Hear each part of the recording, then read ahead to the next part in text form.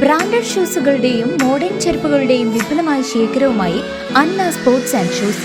മിതമായ നിരക്കിൽ പാദരക്ഷകളും ബാഗുകളും ലഭിക്കുന്ന ചേലക്കരയുടെ ഏക സ്ഥാപനം Anna sports and shoes, opposite Canara bank, main road, Chelakkara.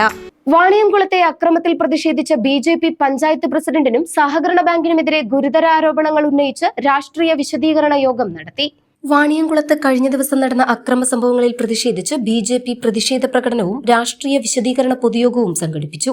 Panchayat പ്രസിഡന്റിന്റെയും പ്രാദേശിക സഹകരണ ബാങ്കിന്റെയും തണലിലാണ് അക്രമം അരങ്ങേറിയതെന്ന് ബി.ജെ.പി നേതാക്കൾ ആരോപിച്ചു. വാണിയംകുളം സെന്ററിൽ നടന്ന പ്രതിഷേധ യോഗം ബി.ജെ.പി ജില്ലാ പ്രസിഡന്റ് പി വേണുഗോപാലൻ ഉദ്ഘാടനം ചെയ്തു.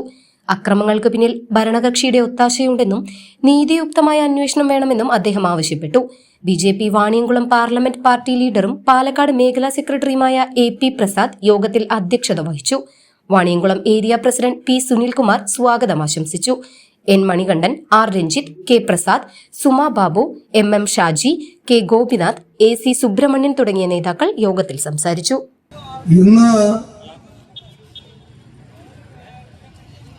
ഇന്നിവിടെ നടക്കുന്ന രാഷ്ട്രീയ വിശദീകരണ യോഗം ഒരുപക്ഷെ ചെറുതായിട്ടൊന്ന് പഴിച്ചിരുന്നെങ്കിൽ അമ്പലപ്പാറയിൽ ദീപു കൊലക്കേസ് പോലെ ആകുവാൻ ഒരുപക്ഷെ ഇവിടുത്തെ ബി.ജെ.പിക്കാർക്ക് അത്ര അറിയാൻ കഴിയില്ല. CPM-കാർക്ക് നല്ലപോലെ അറിയാൻ പറ്റും എന്താ ദീപു കൊലക്കേസ്.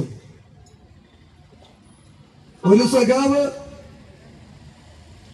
കള്ളൻ ഷാപ്പിൽ വെച്ച് വേറൊരു സഖാവായിട്ട് അടികൂടി.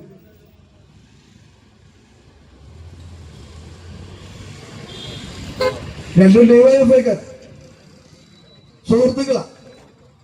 കള്ളു കുടിച്ചുകൊണ്ടിരിക്കുന്ന സമയത്ത് എന്തോ വിഷയത്തിലാണ് പരസ്പരം ലഹള അടിച്ചത്. കുറച്ചു ദിവസം കഴിഞ്ഞ് ഇതിലെ ഡിവൈഎഫ്ഐക്കാരനായുള്ള ദിബു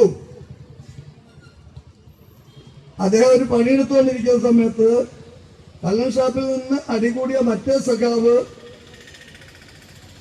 നേരെ ചെന്നൊരു കത്തിയെടുത്തൊരു കുത്തുകുത്തി, ഒറ്റ കുത്തവും മരിച്ചു. അമ്പലപ്പാറയിൽ എല്ലാവരും പറഞ്ഞു, സഖാക്കളൊക്കെ പറഞ്ഞു, ഇത് ഞങ്ങൾ തമ്മിലുള്ള പ്രശ്നം.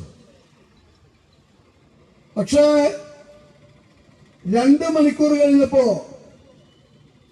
അന്നത്തെ ഒറ്റപ്പാലം MLA അവരുടെ പാർട്ടിയുടെ അടിയന്തരമായ യോഗം ചേർന്ന് അവര് പ്രഖ്യാപിച്ചു കുത്തിയത് RSS-കാരനാണ്.